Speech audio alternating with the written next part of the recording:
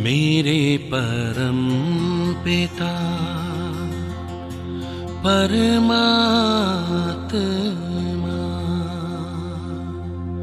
सदाशिव निराकार,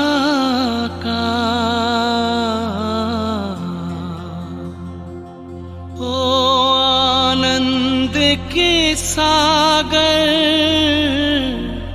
तेरी महिमा अपरंपार।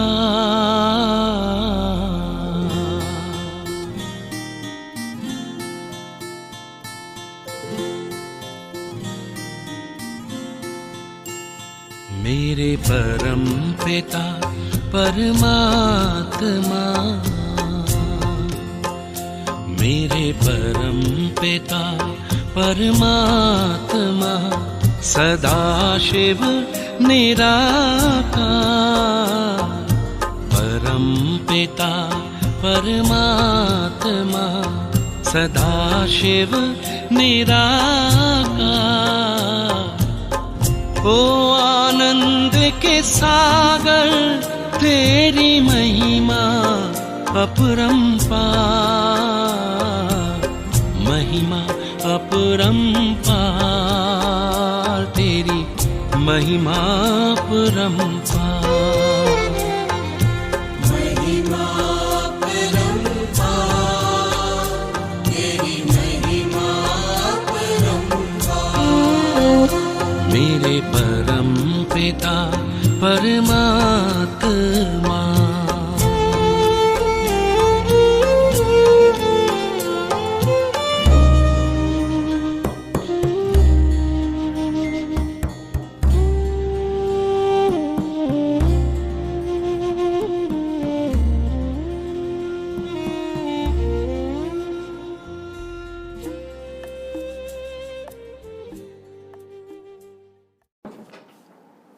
ओम शांति। आज 10 जून 2022। मीठे बच्चे, सदा इसी नशे में रहो कि ज्ञान सागर बाप की ज्ञान वर्षा हमारे ऊपर हो रही है, जिससे हम पावन बन अपने बड़े घर में जाएंगे। तुम बच्चों का निश्चय किस आधार से और भी पक्का होता जाएगा? उत्तर, दुनिया में जितने हंगामे बढ़ेंगे, तुम्हारे दैवी झाड़ की वृद्धि होगी, उतना पुरानी दुनिया से दिल हटती जाएगी और तुम्हारा निश्चय पक्का होता जाएगा। विहंग मार्ग की सर्विस होती जाएगी। धारणा पर अटेंशन देते जाएंगे तो बुद्धि का हौसला बढ़ता जाएगा। अपार खुशी में रहेंगे। ओम शांति। बच्चों को रोज यह कहने की दरकार नहीं रहती है कि शिव बाबा को याद करो। बच्चे जानते हैं हम शिव बाबा के संतान हैं। कहने की दरकार नहीं रहती। शिव बाबा हमको इस द्वारा पढ़ाते हैं। यह है ज्ञान सागर के ज्ञान की वर्षा। बच्चों की बुद्धि में है कि ज्ञान सागर की अब हमारे ऊपर ज्ञान वर्षा हो रही है। जो आकर ब्राह्मण बनते हैं उन पर ही मैं ज्ञान की वर्षा करता हूँ, बच्चों के सम्मुख होता हूँ। अभी बच्चे सम्मुख बैठे हैं। बाबा घड़ी घड़ी सम्मुख होने का नशा चढ़ाते हैं। माया फिर नशा उतार देती है। किसका पूरा उतार देती, किसका कम। बच्चे जानते हैं हम आए हैं ज्ञान सागर के पास रिफ्रेश होने, अर्थात मुरली के पॉइंट धारण कर डायरेक्शन लेने। हम उनके सामने बैठे हैं। इस ज्ञान सागर की वर्षा एक ही बार होती है। बाप आते ही हैं पतितों को पावन बनाने। महिमा भी ऐसे गाते हैं, हे पतित पावन। सतयुग में तो ऐसे नहीं पुकारेंगे। वहाँ तो ज्ञान सागर की ज्ञान वर्षा से पावन बने हुए हैं। ज्ञान के साथ फिर वैराग्य भी है। किस चीज़ का? पुरानी पतित दुनिया का बुद्धि से वैराग्य आता है। बच्चे बुद्धि से जानते हैं कि अभी हम नई दुनिया में जाते हैं, पुरानी दुनिया को छोड़ना है। इसको वैराग्य अक्षर कह दिया है। जैसे बाबा नया मकान बनाते हैं तो पुराने से बुद्धि योग हटकर नए से लग जाता है। समझते हैं पुराना खलास हो तो हम नए में जाएं।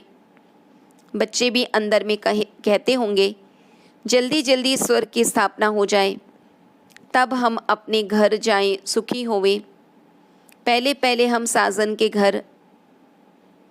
के साथ घर जाएंगे। यह पियर घर है, यह छोटा वह बड़े बाबा का घर बड़ा घर है। तुम जानते हो वह तो सभी आत्माओं का घर है। यह तुम बच्चों की बुद्धि में है और किसकी बुद्धि में नहीं है। आगे तो अंधियारा था, अब सोच रहा है। यह भी समझते हो कि ज्ञान तो सब नहीं लेंगे, घर तो सब जाएंगे ज़रूर। तुम बच्चों की बुद्धि में है कि अब हम अपने घर जा रहे हैं, श्रीमत पर लायक बन रहे हैं, स्वर्ग के लायक बनना है। एक तो मुझे याद करो तो विकर्म विनाश हो जाए। दूसरा चक्र को फिराओ। सृष्टि का चक्र कैसे फिरता है, इनकी आयु कितनी है, कौन कब आते हैं, यह सारा बाप बैठ समझाते हैं। यह जो कहते हैं मनुष्य 84 लाख जन्म लेते हैं, तो क्या सभी लेते हैं? अभी तुम जानते हो 84 जन्म होते हैं, उनका भी हिसाब है। सब तो 84 जन्म भी नहीं लेंगे, शुरू से लेकर पुनर्जन्म में आते रहते हैं। पिछाड़ी में किसके 1-2 जन्म भी होते हैं। पहले पहले जो आएंगे वह 84 जन्म लेंगे। जैसे मिसाल यह लक्ष्मी नारायण है। मनुष्य भल इन्हों के मंदिरों में जाते हैं, परंतु कुछ भी पता नहीं है। बस कहेंगे भगवान भगवती का दर्शन करने जाते हैं, परंतु इन्हों की यह राजधानी कैसे स्थापन हुई यह कुछ भी नहीं जानते। जिसकी पूजा करते उनके ऑक्यूपेशन को ही नहीं जानते, तो वह पूजा क्या काम की। इसलिए इनको कहा जाता है अंधश्रद्धा। जब तब तीर्थ आदि करते हैं, समझते हैं इनसे भगवान को पाने का रास्ता मिलता है, परंतु इनसे कोई को भगवान मिल नहीं सकता। समझो यहाँ भी कोई कोई आते हैं, जगत अम्बा के मंदिरों में आते हैं दर्शन करने। बाबा समझेंगे इनकी बुद्धि में कुछ बैठा नहीं है। तुम्हारी तो सब मनोकामनाएं पूरी हो रही है ना। जगत अम्बा का पाठ एक्यूरेट चल रहा है, बरोबर जगत अम्बा का पाठ ऊंचा है। पहले लक्ष्मी, पीछे नारायण। तुम्हारा यह अंतिम जन्म है। हिसाब किताब यहाँ से चुकतू होता है। कर्म का भोग भोग कर छूटना है और बाप की याद में रहना है। वास्तव में बच्चों को याद करना एक बाप को ही है। देदारी को याद किया तो वह टाइम वेस्ट हो जाएगा। ऐसा तो हो नहीं सकता कि कोई निरंतर याद करे। ऐसी कोई चीज़ नहीं जिसे निरंतर याद किया जाए।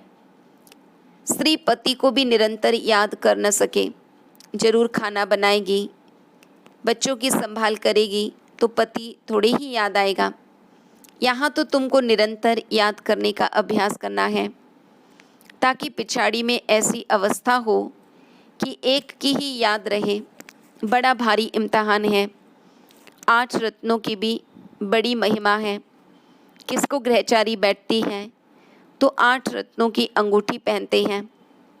पिछाड़ी के समय एक बाप की ही याद रहे, वह भी बुद्धि की लाइन एकदम क्लियर हो और किसकी भी याद न आए, तब माला का दाना बन सकेंगे।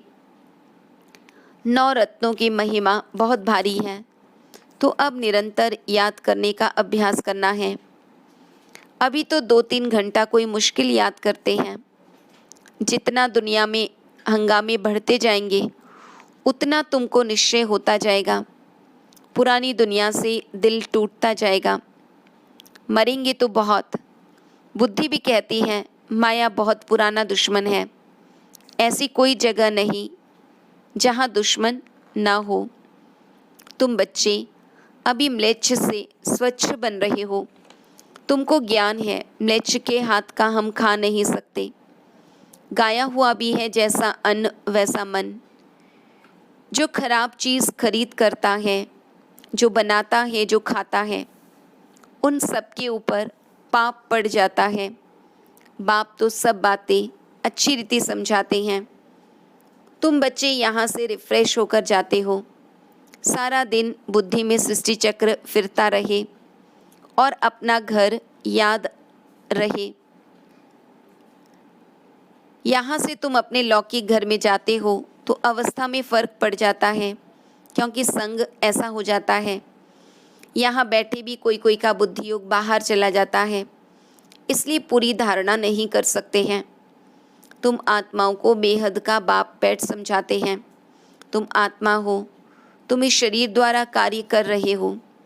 तुम जानते हो हम बाबा से श्रीमत ले अपना राज्य भाग्य ले रहे हैं।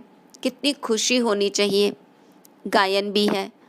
अतीन्द्रिय सुख गोपी वल्लभ के बच्चों से पूछो। जितना जास्ती अवस्था बनेगी और वृद्धि को पाएंगे तो खुशी का पारा भी चढ़ता रहेगा और निश्चय भी पक्का होता जाएगा। धारणा पर अटेंशन देते जाएंगे तो तुम्हारी बुद्धि का हौसला बढ़ता जाएगा। आगे चलकर तुम्हारी विहंग मार्ग की सर्विस होती जाएगी।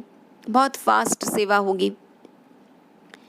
युक्ति निकालनी होती है जिससे कोई को अच्छी रीति तीर लगे। मुख्य तो है ही बाप का परिचय देना। बेहद के बाप से बेहद का वर्षा मिलता है। ज्ञान सागर भी वह है। ज्ञान से ही मनुष्य पावन होते हैं। पतित पावन वही बाप है।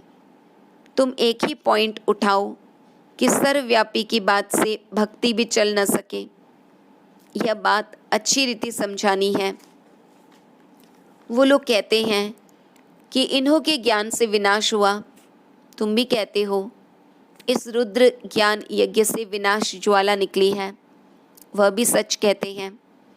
कोई बात नहीं मानेंगे तो विनाशी होगा, और क्या। यह तो कल पहले भी विनाश हुआ था। भगवान उवाच, रुद्र ज्ञान यज्ञ में यह सब स्वाहा होंगे। वो लोग समझते हैं इन्हों का ज्ञान ऐसा है, इसलिए सामना करते हैं। समझते हैं कि बहुत भक्ति करने से भगवान मिलता है। हम भी कहते हैं जिन्होंने भक्ति बहुत की है उनको ही भगवान मिला है। परंतु इन बातों को समझने में मनुष्यों को बहुत मेहनत लगती है। कल पहले भी तुम बच्चों ने बाप की मदद से नर्क को स्वर्ग बनाया था, तो जरूर नर्क का विनाश भी हुआ होगा। जब नर्क का विनाश हो तब स्वर्ग की स्थापना हो। यह भी तुम समझा सकते हो। भारत बरोबर पावन था। यह तो कोई भी धर्म वाला कहेगा बरोबर स्वर्ग था। प्राचीन माना सबसे पुराना, सो तो स्वर्ग ही होगा ना। जो पुराना हो गया है वह फिर नया होना है। यह तुम बच्चों की बुद्धि में है। बरोबर इन देवी देवताओं का राज्य था, अब नहीं है। फिर से आदि सनातन देवी देवता धर्म की स्थापना करा रही हैं। किसकी मदद से? जो सर्व का निराकार बापू जी है, सर्व आत्माओं का बाप। इन बातों को तुम जानते हो। तुम कितने साधारण हो। बाप कहते हैं मैं भी गरीब निवाज हूँ। तुम गरीब हो ना? तुम्हारे पास क्या है? तुमने सब कुछ भारत के ऊपर स्वाहा किया है। तुम्हारी कितनी बड़ी रावण से लड़ाई है। शक्ति सेना है ना। वंदे मातरम गाया जाता है। अपवित्र पवित्र की वंदना करते हैं। कौन सी माता? वह धरती माता समझ लेते हैं। परंतु यह तो धरती पर रहने वालों की बात है। जगत अम्बा है तो बच्चे भी हैं। यह दिलवाला मंदिर यादगार बना हुआ है। कुमारियाँ अधर कुमारियाँ भी हैं। इनको माता भी कह देते हैं। तुम कहते हो बाबा हम तो बीके हैं। हमको माता न कहे बेटी कहो, हम कुमारी हैं। कितनी गुह्य समझ की बात है, परंतु उठा नहीं सकते हैं। पुराना जन्म जन्मांतर का भान बैठा हुआ है, वह टूटता ही नहीं है। तुम्हारी बुद्धि में है कि बाबा हमारे सामने बैठे हैं, आत्माओं से बात कर रहे हैं। बाप की इस शरीर में प्रवेशता है। बाबा आकर अलौकिक दिव्य कर्तव्य करते हैं। पतित को पावन बनाने के लिए पढ़ाते हैं। पूरी याद रहनी चाहिए। हमको पतित पावन शिव बाबा पढ़ाते हैं। पतित पावन सबसे ऊंचा हुआ, फिर बाप टीचर भी हैं। पहले पहले अक्षर ही आना चाहिए पतित पावन। उनको याद करते हैं, ओ गॉड फादर आओ, आकर फिर से हमें राजयोग सिखलाओ। बाप भी कहते हैं, फिर से तुम बच्चों को सहज ज्ञान योग सिखला रहा हूँ। इसमें पुस्तक आदि की कोई बात नहीं, यह तो उन्होंने नाम रख दिया है। अब तो बाप तुमको लायक बनने की शिक्षा दे रहे हैं। नित्य नई पॉइंट्स मिलती हैं और गीताएं ग्रंथ आदि जो बनाते हैं उनमें कोई एडिशन व कटकुट नहीं करते हैं, वही सुनाते हैं। यहाँ एडिशन किया जाता है, कटकुट भी किया जाता है। रोज़ नई नई पॉइंट्स मिलती हैं। नॉलेज बड़ी वंडरफुल है जो और कोई शास्त्रों में नहीं है। काम महाशत्रु है। भगवान उवाच, देह सहित सबको भूल जाओ, एक को याद करो। मैं तुम सब आत्माओं को वापस ले जाऊंगा। मैं अकाल मूर्त, कालों का काल हूँ। मैं सब बच्चों को लेने आया हूँ, तो तुमको खुशी होनी चाहिए ना। तुम जानते हो अभी हम घर जाते हैं, जल्दी होशियार हो जाएं, बाबा से वर्षा तो ले लेवें, तब तक लड़ाई न लगे। बाबा कहेंगे मैं थोड़ी कुछ कर सकता हूँ, पहले रिहर्सल होगी। अभी तो राजाएं आदि भी नहीं आए हैं। राजस्थान पर भी समझा सकते हो। बोलो तुमको पता है कि राजस्थान नाम क्यों पड़ा है? भारत में लक्ष्मी नारायण का राज्य था ना, फिर से वह राजस्थान होना चाहिए, सो अब फिर से स्थापन हो रहा है, हम जानते हैं। परंतु बुद्धि में जब बैठे तब खुशी का पारा चढ़े। भक्ति मार्ग में इन देवताओं के मंदिर बनाते हैं। भारत में कितना धन था, हम फिर से इनको दैवी राजस्थान बनाते हैं। इन बातों को आकर समझो। समझाने का भी उमंग होना चाहिए। यह भी सेमिनार है ना, कैसे सर्विस करनी चाहिए। बाबा ने समझाया है। कुमारियाँ, माताएं, गोप सब इकट्ठे सुनते हैं। ऊंचते ऊंच एक भगवान है, कृष्ण नहीं। तो राजस्थान पर तुम समझा सकते हो। बरोबर राजस्थान था, जिन्हों के मंदिर बने हुए हैं, फिर से हम बना रहे हैं। बाप हमको राजयोग सिखा रहे हैं। तुम भी ट्राई करो आधा कल्प के लिए, फिर कभी रोना नहीं पड़ेगा। हम राम के श्रीमत से रावण पर जीत पा रहे हैं। अक्षर सुनेंगे तो अंदर जचेगा। जिनको तीर लगेगा वह समझने के लिए आ जाएंगे। यह बेहद का सेमिनार रोज बाबा करते हैं। यह है आत्माओं का परमात्मा के साथ सेमिनार। अच्छा, मीठे मीठे सिकिलधे बच्चों प्रति माता पिता बाप दादा का याद प्यार और गुड मॉर्निंग। रूहानी बाप की रूहानी बच्चों को नमस्ते। हम रूहानी बच्चों की रूहानी बाप दादा को याद प्यार, गुड मॉर्निंग, नमस्ते नमस्ते नमस्ते। धारणा के लिए मुख्य सार। कर्म भोग से छूटने के लिए एक बाप की याद में रहना है। देहधारी की याद से समय वेस्ट नहीं करना है। बुद्धि की लाइन बहुत क्लियर रखनी है। भोजन बहुत शुद्ध खाना है, जैसा अन्न वैसा मन। इसलिए किसी भी म्लेच्छ के हाथ का भोजन नहीं खाना है। बुद्धि को स्वच्छ बनाना है। वरदान। रूहानी सिंपथी द्वारा सर्व को संतुष्ट करने वाले सदा संपत्तिवान भव। आज के विश्व में संपत्ति वाले तो बहुत हैं, लेकिन सबसे बड़े से बड़ी आवश्यक संपत्ति है सिंपथी। चाहे गरीब हो चाहे धनवान हो, लेकिन आज सिंपथी नहीं है, सहानुभूति नहीं है। आपके पास सिंपथी की संपत्ति है। इसलिए किसी को और भले कुछ भी नहीं दो, लेकिन सिंपथी से सबको संतुष्ट कर सकते हो। आपकी सिंपथी ईश्वरीय परिवार के नाते से है। इस रूहानी सिंपथी से तन मन और धन की पूर्ति कर सकते हो।